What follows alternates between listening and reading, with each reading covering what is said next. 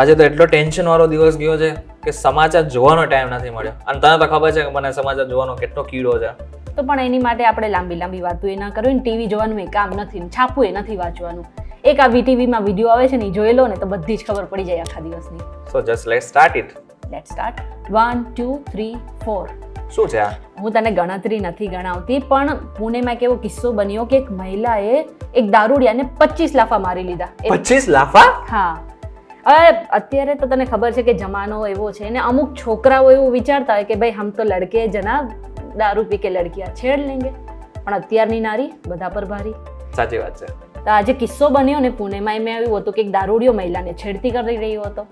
મહિલાનો મગજ છટક્યો તો બસમાં બધા વચ્ચે 25 લાફા ઝાડી દીધા ને એનો વિડીયો વાયરલ થયો છે. શું વાત કરે છે? એટલું જ નહીં, મહિલાએ એમ કીધું ડ્રાઈવરને કે ભાઈ આ બસ છે ને સીધી પોલીસ સ્ટેશને લઈ લો, આને સીધો ત્યાં જ આપણે પોલીસને હવાલે કરી દઈશું.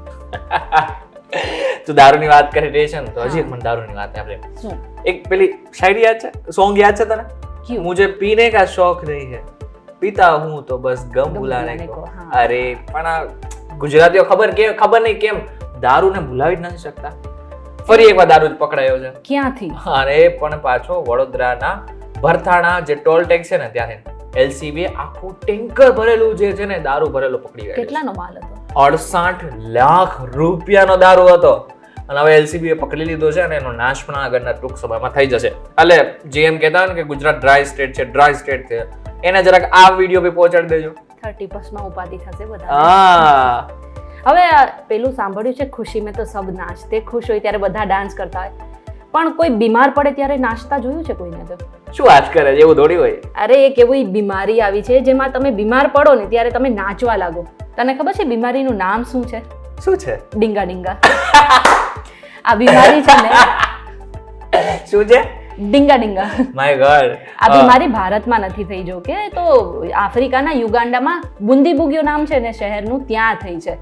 જો કે આ બીમારી હજી 300 લોકોને જ થઈ છે, એનાથી હજી આ શહેરથી બહાર પણ નથી નીકળી. પણ આ બીમારીમાં એવું થાય કે જો તમને આ થાય ને તો તમને તાવ આવે, તમારા શરીરમાં નબળાઈ આવવા લાગે અને પછી થોડું ધ્રુજારી આવવા લાગે. તેના જોઈને એવું લાગે કે તમે ડાન્સ કરી રહ્યા છો. અને હા મેં એવું બી સાંભળેલું છે કે આમાં કોઈનું મૃત્યુ હજી સુધી કોઈનું નથી થયું. હા, આગળના સમયમાં આશા રાખે કે ન પણ થાય. બરાબર છે. હવે એવા સમાચાર આપ દઈએ કે જે આપણે દર વર્ષે આપણા દર્શકોને આપતા જોઈએ છે. શું? ચાઇનીઝ દોરી પાછી પકડાઈ ગઈ છે. અરે યાર, દર વર્ષે ખબર નહીં આપણે આ સમાચાર કેમ આપવા પડે છે અને દર વર્ષે તંત્ર જાગે છે, ફરી એકવાર જાગે છે અને પકડી પાડે છે, પરંતુ આમ પરમિનન્ટ એક્શન હજુ સુધી લેવાનું જ નથી. પણ માણસોએ સમજવું જોઈએ ને.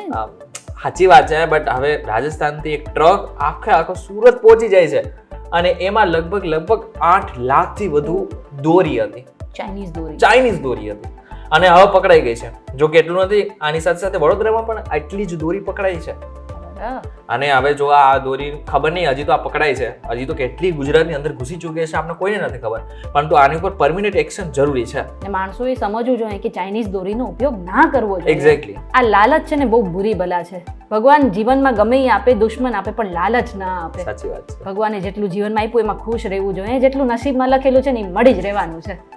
અરે હું કઈ સાધુ સંત નથી બની ગઈ, પણ એક એવો કિસ્સો બન્યો જેને જોઈને મારો મગજ ચક્રાએ ચડી ગયો છે. શું જોયું? આ UGVCL ના એક કર્મચારી, નિવૃત્ત કર્મચારી હતા, એની સાથે છેતરપિંડી થઈ. એ પણ નાની મોટી નહીં, 36.69 લાખની છેતરપિંડી. શું? આ સાયબર ક્રાઇમમાં એનો રિપોર્ટ પણ થયો છે. એવું કહેવાય છે કે શેર માર્કેટમાં રોકાણ કરવા માટે એમને કોઈ કે લાલચ આપી, એમને પોતાના જીવનભરની જે મૂડી હતી ને એ બધી એમાં રોકી દીધી, પણ પૈસા એ પરત ના આવ્યા અને જે વ્યાજનું કીધું હતું ને એ પણ પાછું ના આવ્યું. એટલા માટે તો કહેવાય છે કે આવા ઓનલાઈન એકેય ફ્રોડમાં ફસાવું નહીં, પણ લોકો સમજતા નથી. એટલું જ નહીં, અમદાવાદમાંથી એવો કિસ્સો સામે આવ્યો છે. એક સ્કૂલના જે આચાર્ય હતા એમની પાસે 99.98 લાખની ઠગાઈ કરવામાં આવી છે. એમ કીધું તમારે આ જે મૂડી છે એ બધી અમને આપી દો, અમે શેર માર્કેટમાં રોકીને તમને બધા પૈસા પાછા આપશું, પણ ગયા એ બધા. એટલે આપણે કેટલી બધી વખત વીટીવી ન્યૂઝ ઉપર ચલાવી દીધું છે કે આવા સાયબર ફ્રોડ થી હંમેશા બચતું રહેવું. અરે આ બધામાં એક સમાચાર એવા કે જે જાણીને કદાચ તને નવી લાગશે. રામ મંદિરમાં હવે તમે એન્ડ્રોઈડ ફોન પણ નહીં લઈ જઈ શકો. એ તો પણ મંદિરમાં થોડો ફોન લઈ જવાનો હોય. અરે પૂજારીની વાત કરું છું. અચ્છા. જેટલા પણ પૂજારીઓ છે એ તો મોબાઈલ અંદર લઈ જાય છે, પરંતુ હવે સુરક્ષાની દ્રષ્ટિએ જોવા જઈએ ને તો હવે આગળના સમયમાં પૂજારીઓ પણ એન્ડ્રોઈડ ફોન નહીં લઈ જઈ શકે, પણ આઈફોન લઈ જઈ શકશે. એટલે આ કેવું? કારણ કે એવું માનવામાં આવ્યું છે કે આઈફોન જે છે એ પ્રાઇવસી અને સિક્યુરિટીની દ્રષ્ટિએ સૌથી સારામાં સારું છે. એટલે હવે આગળના સમયમાં જે છે એ આઈફોન લઈ જઈ શકાશે, પરંતુ એન્ડ્રોઈડ નહીં. અને બીજી વસ્તુ તને કહું, હવે જેટલા પણ પૂજારીઓ છે ને એના પણ ડ્રેસ બદલી જશે, એટલે કે એના માટે પણ યુનિફોર્મ તૈયાર કરી નાખવામાં આવ્યો છે, જેમાં પીળું વસ્ત્ર ઉપર અથવા તો ભગવો રંગ પહેરવાનું રહેશે. અચ્છા, એટલે હવે આગળના સમયમાં રામ મંદિરમાં પણ કંઈક નવું થાય છે. તું ચેસ રમે છે? ચેસ હા, એટલે આમ ક્યારેક મૂડ થયો રમી લો, પણ આવડતું નથી એમ. પણ પેલા ડી ગુકેશ વિશે સાંભળ્યું છે ને? હા યાર, વર્લ્ડ ચેમ્પિયન છે આપણો. એને 11 કરોડ રૂપિયાનું ઇનામ મળેલું હતું. હા યાર, 11 કરોડ. હવે મને લાગે છે આખી જિંદગીની સેટ છે બ્રો. પણ નિર્મલાતાએ ટેક્સ લગાવી દીધો હતો કે શિટ. હા, એ બી સમાચાર સાંભળ્યા. બિચારા પાસે 4 કરોડ રૂપિયા લઈ જશે. પણ આ સોશિયલ મીડિયાનો પાવર એ છે કે હવે ટેક્સ નહીં કપાય. શું વાત કરે છે? પૂરેપૂરા 11 કરોડ રૂપિયા ડી ગુકેશના હાથમાં આવી જશે. જો કે જે ત્યાંથી રૂપિયા લઈ આવશે ને ત્યાંની સિંગાપુરની જે કન્ટ્રી છે એ જેટલો ટેક્સ કાપે એ તો આપવો જ પડશે, પણ ભારતમાં એક પણ રૂપિયો ટેક્સનો નહીં કપાય. એટલે જ કહેવાય છે ને સોશિયલ મીડિયાનો પાવર બધાથી અલગ છે. અરે હવે તને અમેરિકાના સમાચાર આપો. અમેરિકાના? હા, અમેરિકા પોતાના શું સમજે છે? અરે એ તો રાજા છે આખી દુનિયાના. રાજા છે દુનિયાના, પણ તું રંગ બદતા 2 મિનિટે ના થાય. કેમ, શું થયું વળી એવું તો? કારણ કે હવે અમેરિકા પાસે પૈસા નથી. કુછ ભી.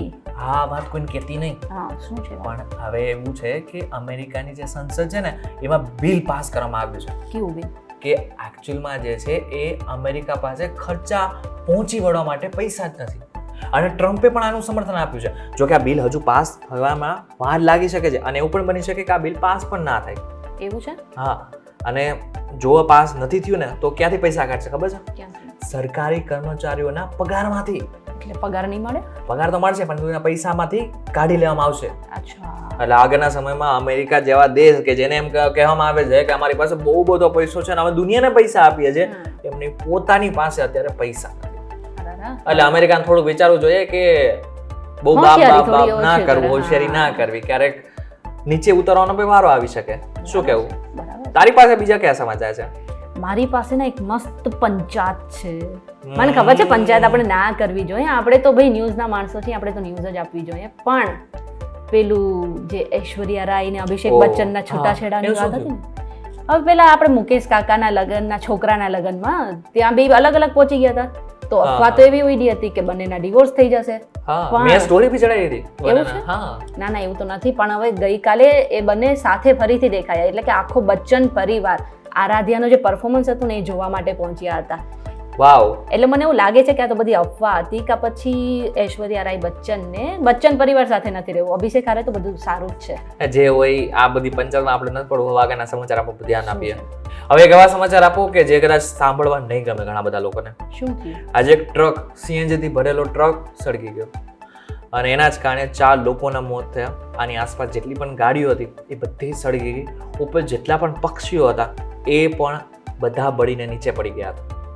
એટલો ભયંકર અકસ્માત હતો કે જેને જોઈને આસપાસના જેટલા પણ લોકો હતા ને એને એવું કહી રહ્યા છે કે આવો અકસ્માત અમે અમારી જિંદગીમાં ક્યારેય નથી જોયો. ક્યાં થયો છે આ અકસ્માત? જયપુરમાં થયેલો છે. જયપુરના હાઈવે ઉપર આ અકસ્માત થયેલો, જ્યારે આ જે ટેન્કર છે એ યુટર્ન લઈ રહ્યું હતું, પરંતુ પાછળથી એક ટ્રકે જોરદાર ટક્કર મારી અને ત્યાંથી સ્પાર્ક થયો, અને સ્પાર્કના હિસાબે જ આખું ટેન્કર સળગી ઉઠ્યું હતું. જોકે તાત્કાલિક તંત્ર તો આવ્યું, પરંતુ ત્યાં સુધીમાં ઘણું મોડું થઈ ગયું હતું અને 4 લોકોના જીવ પણ જતા રહ્યા હતા, અને ઘણા બધા લોકો તો હજુ પણ ઘાયલ છે, અને એવું માનવામાં આવી રહ્યું છે કે હજી જે મોતનો આંકડો છે ને એ પણ વધી શકે છે. એટલે જ કહેવાય છે ને કે ક્યારે શું થાય એ કોઈને નથી ખબર. પરંતુ આ બધામાં એક વસ્તુ ફિક્સ છે, એ છે અમે તમને સમાચાર આપતા રહીશું રોજે સાંજે 7:30 વાગે ન્યૂઝ કેપ્સ્યુલના સ્વરૂપે. તો આ અમારો આ શો જોવાનું બિલકુલ ચૂકશો નહીં. વિડીયો પસંદ આવે ને તો તમારા વોટ્સઅપ ગ્રુપમાં પણ શેર કરી નાખજો, જેથી એમને પણ આખા દિવસના જેટલા પણ સમાચાર હોય ને એ ખોલવાનો ટાઈમ ના મળ્યો હોય, જોવાનો સમય ના મળ્યો હોય ને, તો ચોક્કસથી આ એક વિડીયો જોઈ લે, તમને મહત્વના જેટલા પણ સમાચાર છે ને એ મળી રહે. વિડીયો પસંદ આવે તો વિડીયો લાઈક અને શેર જરૂરથી કરજો. તો આવા જ ઇન્ફોર્મેટિવ વિડીયોઝ માટે VTVGujarati.com ની મારી ચેનલ એકવાર સબસ્ક્રાઇબ કરી નાખજો. અમારો વોટ્સઅપ ગ્રુપ પણ છે જેની લિંક મેં ડિસ્ક્રિપ્શનમાં મૂકેલી છે, ત્યારે તમે ડાયરેક્ટ એને જોઈન પણ કરી શકશો. ફરી મળીશું એક નવા વિડીયો સાથે, નવા કોન્સેપ્ટ સાથે. ત્યાં સુધી મને રજા આપો. નમસ્કાર.